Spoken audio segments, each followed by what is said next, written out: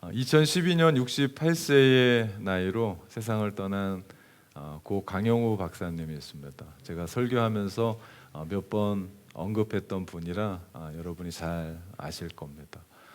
어렸을 때 실명이 되고 그리고 그 일로 가족들을 다 잃고 그 어려움을 극복하고 미국으로 유학을 떠났고 그리고 미국의 백악관에 그리고 고위의 정치적인 어떤 요직을 겸한 분입니다.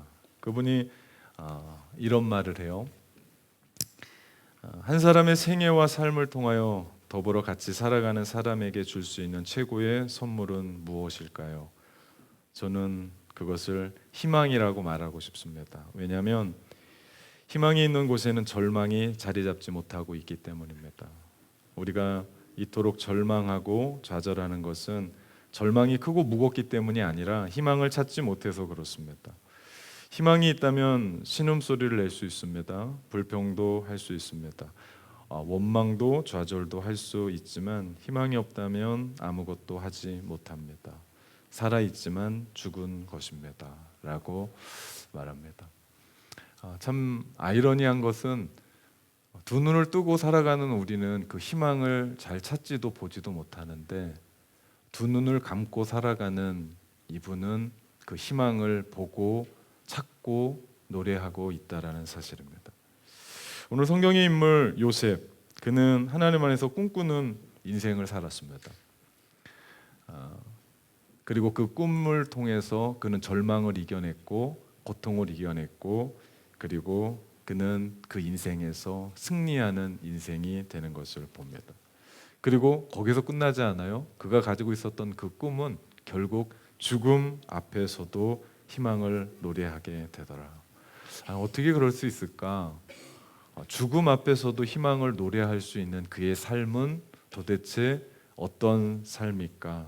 무엇으로 하여금 꿈꾸는 인생을 살았고 희망이 자신에게 끝나지 않고 그 희망이 온 이스라엘 민족 가운데 그의 죽음이 그들에게 전할 수 있는 그런 삶을 살았을까? 오늘 저는 요셉이라고 하는 한 사람의 삶을 살펴보면서 우리 생과사의 두 번째 이야기를 나눠보고자 합니다.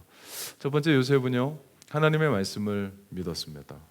하나님의 약속을 믿는 그 삶 그 자체가 다름 아니라 희망이라고 볼 수 있는데요. 창세기 50장 24절에 보니까 요셉이 그의 형제들에게 이르되 나는 죽을 것이나 하나님이 당신들을 돌보시고 당신들을 이 땅에서 인도하여 내사 아브람과 이삭과 야곱에게 맹세하신 땅에 이르게 하시리라 말씀합니다. 오늘 요셉이 고백한 하나님을 아브람과 이삭과 야곱의 하나님이라고 고백했던 이 의미는 다른 것이 아닙니다. 약속을 지키시는 하나님, 약속에 신실하신 하나님인 것을 표현한 겁니다. 그 약속이 어떤 약속입니까? 이 약속은 창세기 15장으로 올라갑니다. 15장 16절에 보니까 내 자손은 4대 만에 이 땅에 돌아오리니 이는 아모리 족속의 죄악이 아직 가득 차지 아니함이니라 하시더니, 그 약속은, 요셉이 가지고 있었던 약속은 4대 만에 애굽에서 그들을 내보내실 것을 약속하셨던 하나님의 약속을 믿었습니다. 요셉은 하나님의 약속을 확신했어요. 아브람과 이삭이 1대예요. 이삭이 1대면 야곱은 2대고 야곱의 아들인 요셉은 3대입니다. 그렇기 때문에 자기가 죽으면 그 다음 세대, 누군지는 모르겠지만 그 세대가 일어나서 이 땅에서 하나님의 젖과 꿀이 흐르는 그 가나안 땅으로 가게 될 것이라는 것을 확신했습니다. 그 세대가 모세의 세대였죠. 요셉은 자기가 죽으면서도 그 꿈을 꾼 겁니다. 요셉은 자기가 이 땅을 떠나면서 그 약속이 반드시 이루어질 것을 믿고 거기서 끝나지 않았어요. 그냥 웃고 끝나지 않았습니다. 뭐라고 얘기합니까? 요셉은 그 후손들에게 너희가 4대째 이곳을 떠나게 될 때 나의 유고를 메고 올라가라고 얘기합니다. 이건 정말 놀라운 얘기입니다. 믿을 수는 있어요.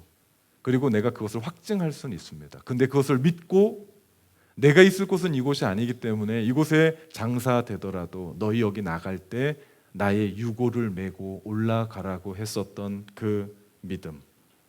그렇기 때문에 히브리서 기자는 믿음의 전당에 요셉을 이야기할 때 그 한 사람에 대한 이야기를 이렇게 기록합니다. 히브리서 11장 22절인데요. 믿음으로 요셉은 임종시에 이스라엘 자손이 떠날 것을 말하고 또 자기 뼈를 위하여 명하였으며 라고 얘기합니다. 이것이 요셉의 믿음이었습니다. 너희 나갈 때 반드시 나 메고 올라가야 된다. 이 하나님의 약속에 대한 그 확신이 그의 삶의 확신이었고, 그리고 죽음 앞에서도 그는 흔들리지 않았습니다. 흔들리는 게 뭡니까? 자기가 가지고 있는 그 꿈이 더 확대되어서 어디까지요? 이스라엘 모든 백성에게까지 흘러가도록 만듭니다. 사람이 이런 영향력을 가지고 세상을 살면 얼마나 좋을까요? 살아 있음에도, 그리고 삶을 맞춰서 죽어서까지도 영향을 미칠 수 있는 그 삶의 영향력, 그건 한 가지라고 봅니다. 그것은 하나님의 약속을 끝까지 의지하고 믿는 삶이죠. 절대 흔들리지 않는 겁니다. 오늘 본문에 보면 요셉이 이스라엘 백성들에게 자기 해골을 가지고 나갈 것을 부탁하면서 그냥 부탁만 한 것이 아니에요. 단단히 맹세합니다. 반드시 가지고 나가야 된다. 반드시다. 이 유언과 같은 말을 들었던 이스라엘 백성들, 그들의 가족들은 어떤 마음이었을까요? 가슴이 뛰지 않았을까요? 왜냐하면 이것은 요셉의 사사로운 어떤 감정이 아니고, 요셉이 가지고 있었던 어떤 욕심이 아니고, 이 말은 그저 자기 유고를 꼭 갖고 나가라고 하는 이야기가 아니라 반드시 4대째 하나님의 약속이 이루어질 텐데 너희가 어떤 상황이든 여기를 너희가 탈출할 거다. 여기를 나갈 거다. 그리고 하나님의 땅, 약속의 땅, 가나안 땅으로 인도함을 받을 것이다 라고 말하기 때문입니다. 사랑하는 여러분, 우리의 희망은 여기에 있습니다. 세상에 다른 것에 희망이 있고 세상에 유력해 보이는 그 가능성에 목매지 않고 오직 하나님이 말씀하시고 약속하셨던 그 말씀을 믿고 살아가는 사람들이 저와 여러분 아닙니까? 그리고 저는 이 예배 시간에 가장 길게 여러분에게 말씀하는 건 제 얘기가 아니고 하나님의 약속하신 그 말씀 아닙니까? 그러면 믿음으로 살아가는 우리가 이 약속에 목매고 살아가야죠. 그럴 때 우리는 이 땅을 살아가면서도 영향력을 끼치고 우리는 죽어서도 영향력을 끼치는 그런 사람이 되죠. 절대 희망은 하나님의 약속의 말씀 안에 있습니다. 우리가 그분 따라가고 그분의 말씀 따라가고 그 자리에 서서 하나님 바라보게 될 때 우리는 사나 죽으나 아무런 문제가 되지 않습니다. 여호수아가 요단강을 건너 전쟁을 치르고 돌아온 곳이 길갈이라는 곳입니다. 하나님께서 요단강을 건너서 너희 나올 때 요단강 한복판에 있는 돌멩이 하나씩 들고 각 지파에서 갖고 나오라고 얘기합니다. 정말 요단강 건너면서 마른 땅 건너면서 강 한복판에 있는 돌멩이 12개, 12지파니까 들고 나와서 길갈에 세웠습니다. 지도자 여호수아의 마음이 어땠을까요? 얼마나 가슴이 떨렸을까요? 이스라엘 백성들이 가나안 땅 이곳까지 들어올 수 있었던 유일한 이유는 이거 하나밖에 없었습니다. 그것은 하나님의 언약의 말씀을 순종하는 것밖에 없었습니다. 그들을 여기까지 보내셨던 이유는 다른 거 아무것도 없었습니다. 하나님이 약속하셨기 때문입니다. 그들이 능력이 있었던 것도 아니에요. 그들은 연약했습니다. 그들은 원망, 불평했었던 사람들이었습니다. 그들은 그래서 광야에서 1세대는 전부 다 죽었습니다.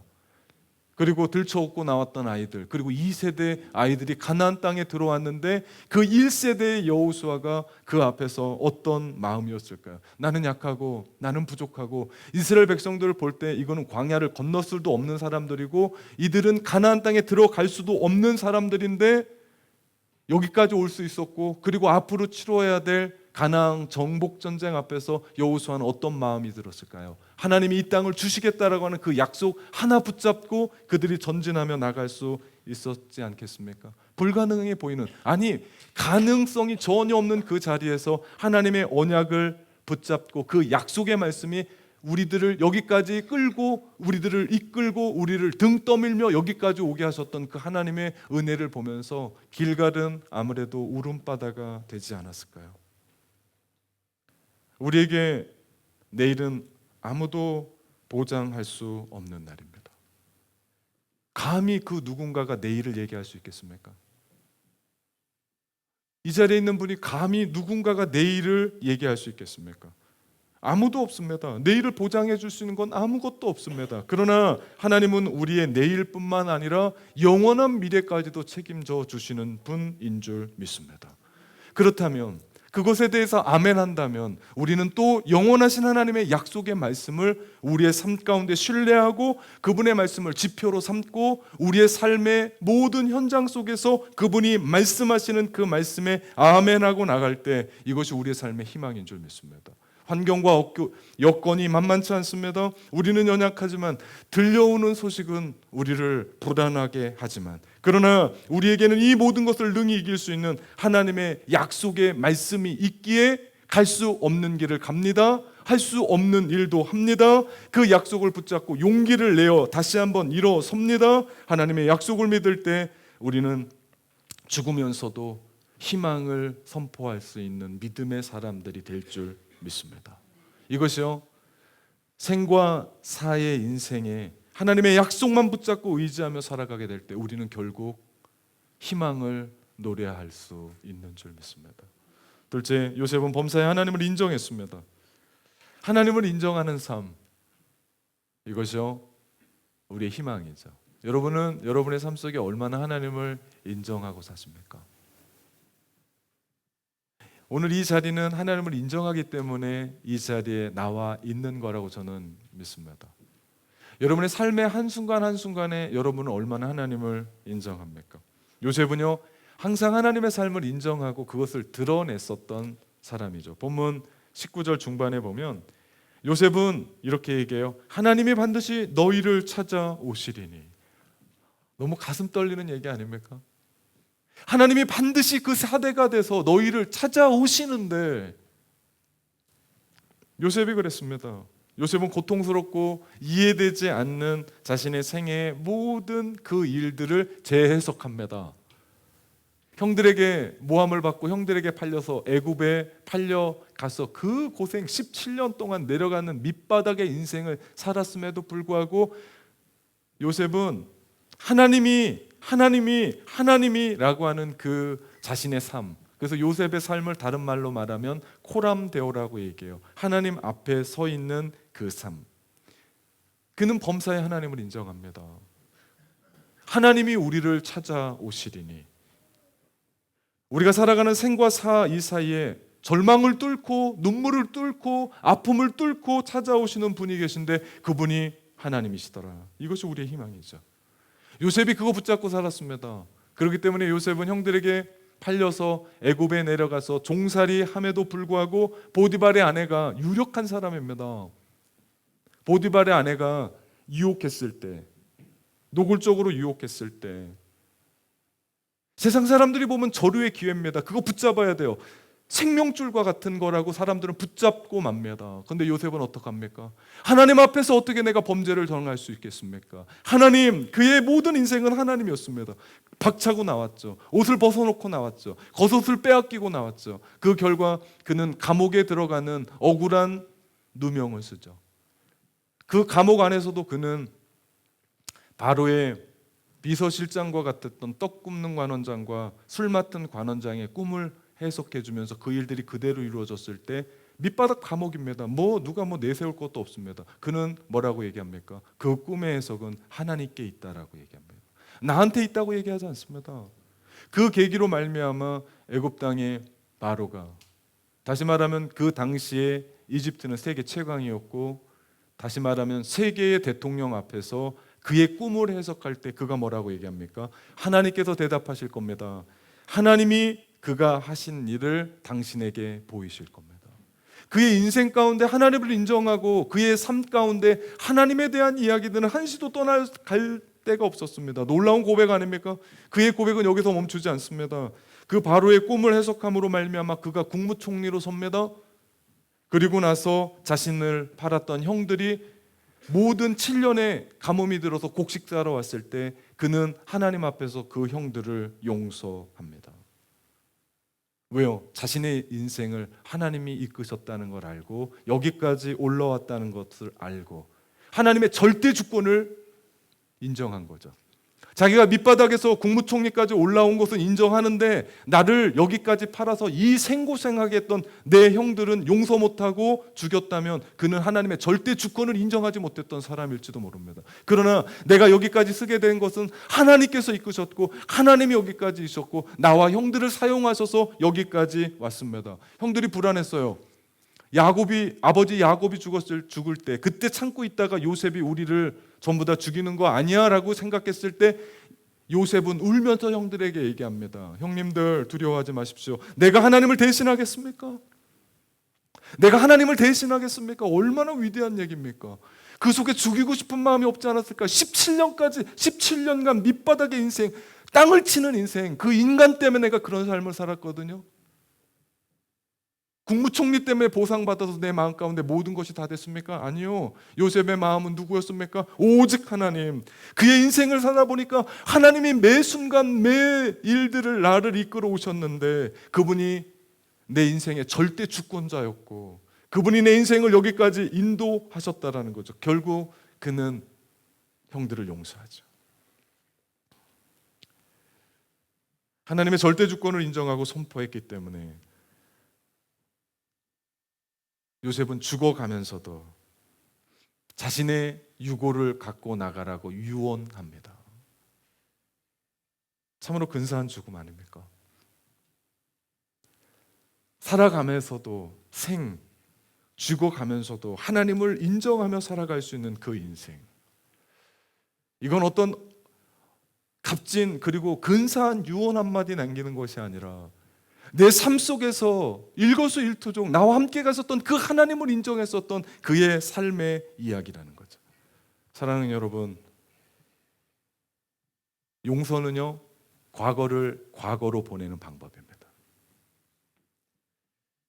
과거를 끊어내지 않으면요 그 과거가 우리의 삶에 영향력을 미쳐요. 참 신기합니다. 그분이 그렇게 살 뿐이 아니거든요.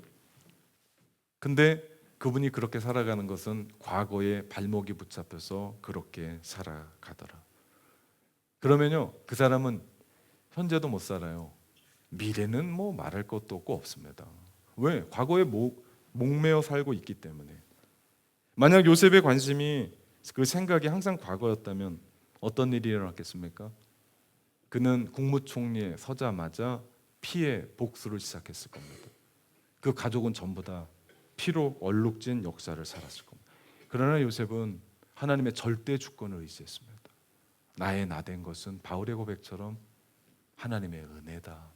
내가 여기까지 온 것은 하나님의 은혜다.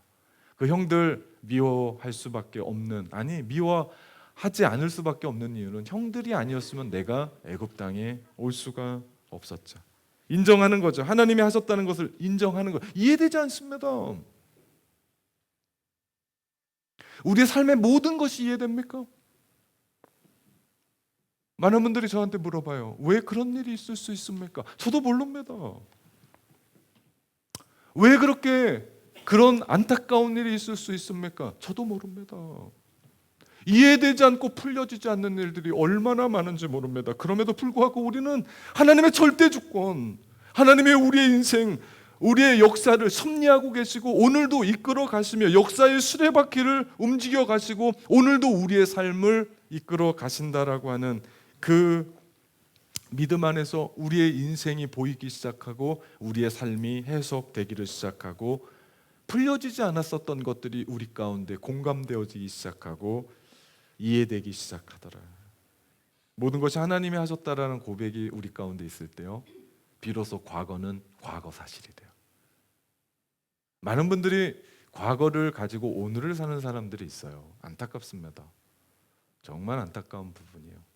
과거를 과거로 속히 보내야 돼요. 그렇습니다. 하나님의 절대 주권과 역사하심을 인정하는 사람만이 미래를 살 수 있습니다. 왜냐하면 우리에겐 본래 미래가 없었습니다. 여러분에게 미래가 있습니까? 미래는요 죄로 말미암아 죽을 수밖에 없었습니다. 죽음의 미래였어요. 우리 예수 그리스도 아니면 전부 다 죽은 사람들 아닙니까?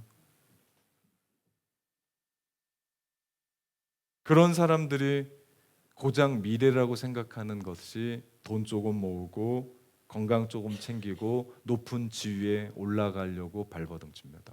그게 정말 미래입니까? 그게 정말 미래입니까? 그건 희망 아닙니다. 왜냐하면 우리 인간이 타락하면서 세상도 함께 타락했거든요. 그리고 세상도 함께 썩어져 가고 있거든요. 우리에게 오직 희망은 예수 그리스도인 줄 믿습니다. 그분 가지고 그분 믿고 살아갈 때 우리는 살아도 우리는 죽어도 우리의 삶 가운데 영원한 희망으로 우리의 삶을 물들일 수 있죠. 이건 죽어서만이 아닙니다. 오늘 우리가 살아가는 그 인생에 예수 그리스도 우리 가운데 있다면 우리의 인생을 올곧게 바르게 주님이 우리 가운데 이 땅 가운데 보내신 그 목적대로 살아가죠. 죽으면 뭐 더 말할 것도 없고요. 천국으로 인도하고 영원한 생명으로 그곳에서 눈을 뜨게 하시는 분이 예수님 아닙니까? 그러기에 우리가 붙잡고 의지할 분은 오직 예수 그리스도인 줄 믿습니다. 우리 그분께 여러분의 인생을 걸고 사십시오. 그분께 여러분의 모든 것을 걸고 사십시오. 그분만을 인정할 때 진정한 소망, 우리는 우리의 삶 가운데 희망이 그리고 미래가 펼쳐집니다. 마지막입니다. 요셉은 하나님의 인도하심을 바라고 살았습니다. 요셉은 항상 꿈꿨어요. 그래서 성경은 요셉을 꿈쟁이 요셉이라고 별명까지 붙였습니다. 꿈이 그의 삶을 인도합니다. 그 꿈 때문에 그는 하나님 앞에 있었고 그 꿈 때문에 그는 절망과 아픔 속에서도 그는 묵묵하게 그 삶을 걸어갑니다. 그의 삶을 이끌어온 궁극적인 꿈은 국무총리가 아니었어요. 만약에 그의 꿈이 국무총리였다면 우리 모든 다 실망해야 됩니다. 왜? 올라갈 수가 없거든요. 근데 그의 꿈이 뭐였습니까? 하나님의 나라와 의였습니다. 그것이 뭐였습니까? 바로 하나님의 약속대로 자기 민족을 적과 꿀이 흐르는 가나안 땅으로 돌려보내시리라고 하는 그런 꿈을 그는 가지고 살았죠. 요셉을 비롯한 믿음의 사람들의 꿈을 분석한 히브리서 기자가 히브리서 11장에 이런 이야기를 합니다. 11장 우리 13절 16절에 보니까 이 사람들은 다 믿음을 따라 죽었으며 약속을 받지 못하였으되 그들은 멀리서 보고 환영하며 또 땅에서는 외국인과 나그네임을 증언하였으니 그들이 이같이 말하는 것은 자기들이 본향을 찾는 자임을 나타냄이라. 그들이 나온 바 본향을 생각하였다면 돌아갈 기회가 있었으려니와 그들이 이제는 더 나은 본향을 사모하니 곧 하늘에 있는 것이라. 이러므로 하나님이 그들의 하나님이라 일컬음을 받으심을 부끄러워하지 아니하고 그들을 위하여 한 성을 예비하셨느니라. 아멘. 말씀입니다. 요셉이 고난이 다 지나가고 그저 평안히 살고 높은 곳 국무총리의 삶을 살기에 급급했고 그것이 꿈이었다면, 총리가 되는 것이 요셉의 꿈의 하이라이트였다면, 절정이었다면 그 믿음의 생명력은 거기에서 끝냈고 결국은 세상 사람들과 동일하게 피해 보복은 시작됐을 겁니다.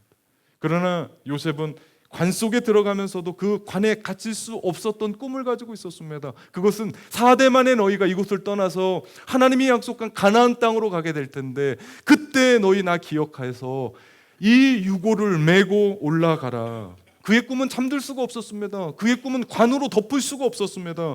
그는 그 이스라엘 꿈, 하나님의 약속을 붙잡고 죽어서도 희망을 노래하는 사람이 되었다라는 거죠.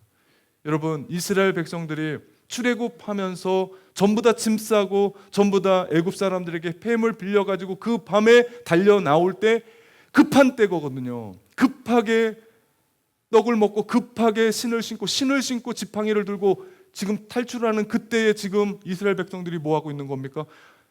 요셉의 해골을 파고 있는 겁니다. 이스라엘 백성들, 애굽의 백성들이 볼 때 이해되지 않는 일들을 그들이 하고 있는 겁니다. 지금 거의 바로를 쫓아 도망가기도 바쁜데 그거 열심히 파고 요셉의 유고를 메고 그들이 탈출하는 것을 보면서 그들이 무슨 생각했을까요? 아, 요셉의 꿈은 국무총리가 아니었구나. 자기만 잘 먹고 잘 사는 것이 아니었구나. 높임을 받는 것이 아니었구나. 이 땅의 성공이 그의 꿈이 아니었구나. 그것은 바로 하나님께서 자신에게 준 하나님이 약속하셨던 그 가나안 땅이 꿈이었구나라는 것을 애굽 사람들이 그 모습을 보면서 느끼지 않았겠습니까? 오늘 신앙생활하는 저와 여러분에게 저는 여러분에게 묻고 싶은 것이 있습니다. 누군가가 여러분을 보면서 여러분의 꿈은 어디 있을 거라고 생각합니까?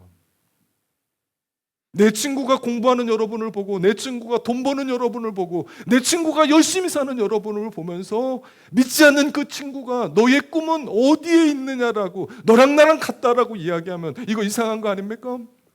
너랑 나랑 똑같다라고 이야기하면 그건 우리 믿음의 사람들이 아니지 않습니까? 뭐라고 이야기할까요? 그 꿈이 진정 하나님의 나라와 의입니까? 정말 영원한 하나님의 나라를 바라보면서 오늘 여러분도 그 믿음의 행진을 시작하고 다른 사람들에게 희망을 전하고 있습니까? 다른 사람은 그만두더라도 여러분의 가족에게, 자식에게, 여러분에게 정말 친하다고 하는 그 사람에게 희망을 진정으로 이 신앙 안에서 나누어 주고 있습니까? 여러분의 삶과 여러분의 죽음을 통해서 그것을 느끼게 해줄 수 있습니까? 깊게 생각해 봐야 됩니다. 그냥 웃어 넘길 얘기가 아니라 깊이 생각해야 됩니다. 여호수아가 긴 여정과 험난한 과정을 통하여 가나안 정복 전쟁을 다 끝내고 사명을 완수한 후에 여호수아 24장 32절에 요셉이 그토록 사모했었던 그 꿈을 증언합니다. 또 이스라엘 자손이 애굽에서 가져온 요셉의 뼈를 세겜에 장사하였으니, 이곳은 야곱이 베크시타를 주고 세겜의 아버지 함물의 자손들에게서 산 밭이라. 그것이 요셉의 기업이 되었더라. 자신의 꿈이 자기에게서 끝나지 않고 후손들에게 또 다른 기업이 되는 인생을 산 요셉의 삶, 근사하지 않습니까? 이것이 국무총리 때문에 이렇게 된 겁니까? 아니요, 그는 그런 얘기 한 번도 하지 않았습니다.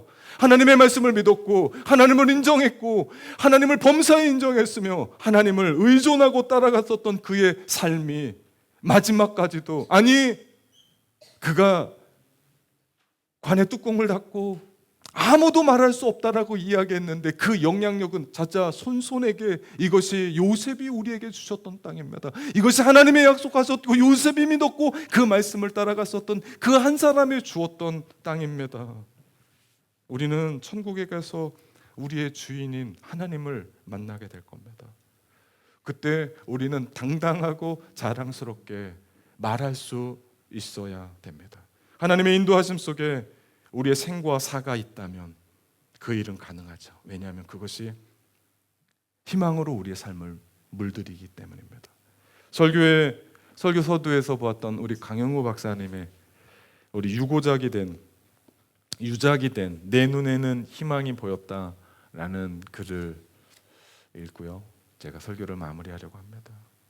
한평생 주님을 보고 걸었습니다. 나를 보면 어둠인데 주님을 보니 빛이었습니다. 그래서 주님만 보았습니다. 사람들은 진흙 같은 어둠 속을 살면 기분이 어떠냐고 묻습니다. 그렇지만 그건 모르는 소리입니다. 난 어둠 속에 있지 않았습니다. 늘 빛으로 가득했고 그 빛이 너무 눈부셔서 짙은 선글라스를 쓰고 있었을 뿐입니다. 선글라스를 쓰니 빛 속에 계신 주님이 더욱 선명합니다. 손에 잘 삘듯 보고 있으니 언제나 가슴이 뜁니다.